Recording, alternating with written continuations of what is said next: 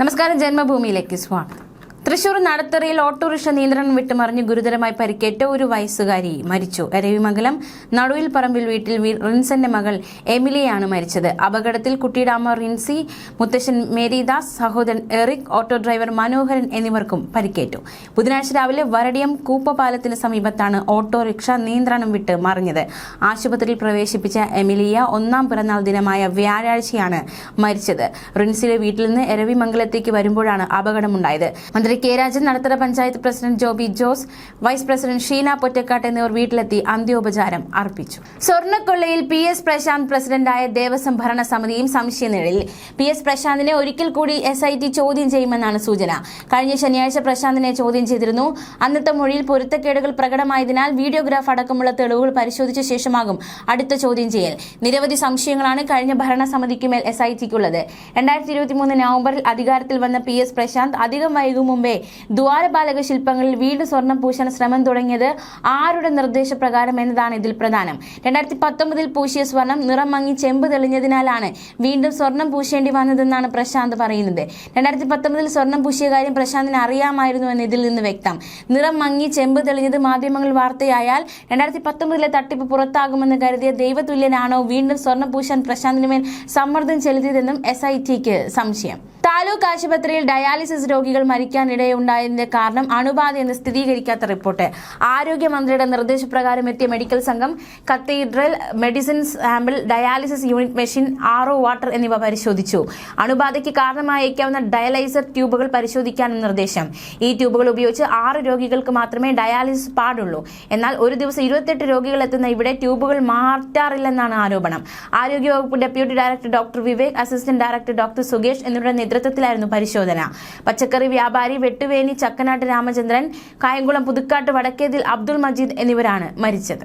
Serial താരം Siddharth പ്രഭുവിനെ arrest ചെയ്യുമെന്ന് police. Siddharth പ്രഭുവിന്റെ വാഹനം ഇടിച്ച് ചികിത്സയിലായിരുന്ന വയോധികൻ മരിച്ചതോടെയാണ് പോലീസ് നടപടികൾ കടുപ്പിക്കുന്നത്. സിദ്ധാർത്ഥിനെതിരെ കൂടുതൽ വകുപ്പുകൾ ചുമത്തുമെന്നും പോലീസ് വ്യക്തമാക്കി. സിദ്ധാർത്ഥ് പ്രഭുവിന്റെ വാഹനം ഇടിച്ച് ചികിത്സയിലായിരുന്ന തമിഴ്നാട് സ്വദേശിയായ തങ്കരാജാണ് മരിച്ചത്.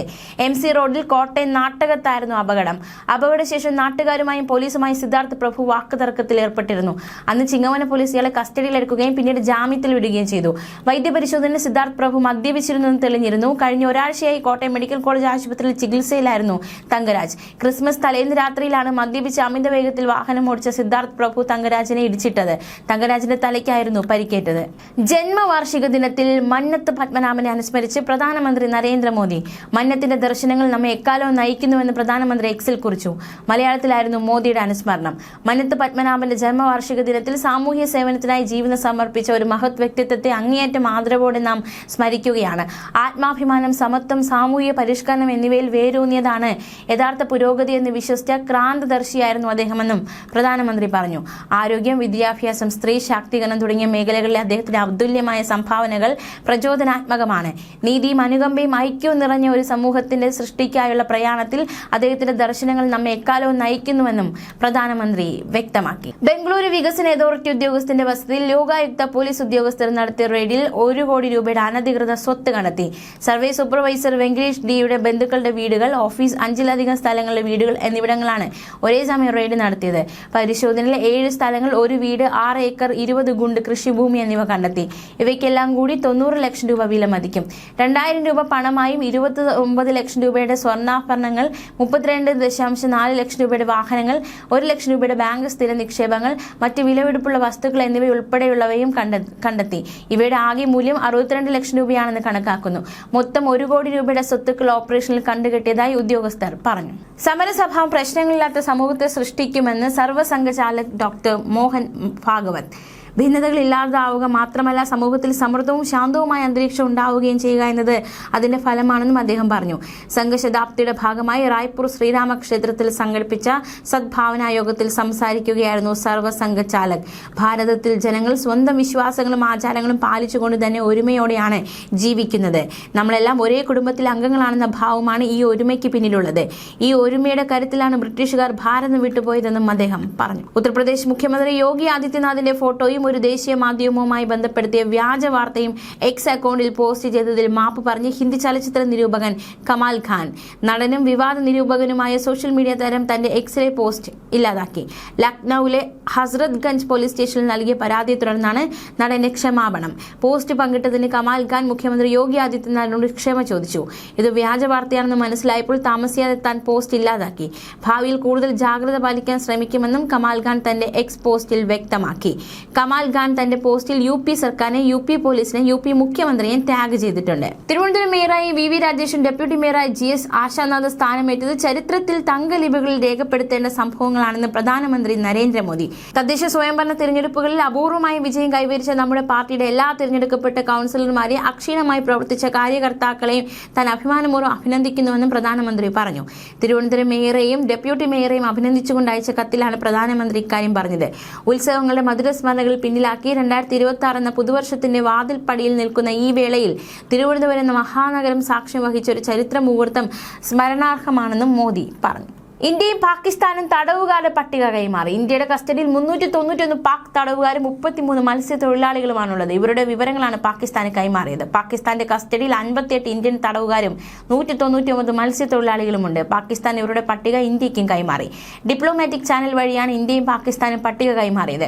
ഇന്ത്യയും പാകിസ്ഥാനും തമ്മിലുള്ള കരാറിന്റെ അടിസ്ഥാനത്തിലാണ് എല്ലാ വർഷവും ഇത്തരത്തിൽ തടവുകാരുടെ പട്ടിക കൈമാറുന്നത്. 1988 ഇത് സംബന്ധിച്ച കരാറിൽ ഇരു രാജ്യങ്ങളും ഒപ്പുവെച്ചത്. 1991 മുതലാണ് പട്ടിക കൈമാറാൻ തുടങ്ങിയത്. തടവുകാരെ ഉടൻ മോചിപ്പിക്കണമെന്ന് ഇന്ത്യ ആവശ്യപ്പെട്ടു. പാകിസ്ഥാനിൽ ശിക്ഷ പൂർത്തിയാക്കിയ 167 ഇന്ത്യക്കാരുടെ മോചനം എത്രയും പെട്ടെന്ന് വേണമെന്നുള്ള ആവശ്യവും ഇന്ത്യ പാകിസ്ഥാനെ അറിയിച്ചു.